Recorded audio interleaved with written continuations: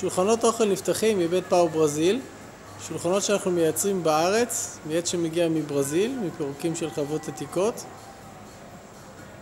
השולחן נפתח על ידי הזזה של הפלטה העליונה, מיכאל ידגים לנו, שיושבת על מסילות, מאפשרת לנו לשלוף את הערכה שיושבת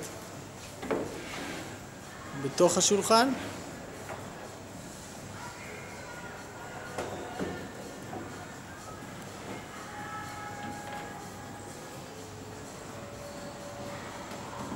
הרחבה מאוד פשוטה, מאפשרת לנו להגדיל את השולחן בצורה משמעותית. ניתן להזמין לפי מידה כמובן.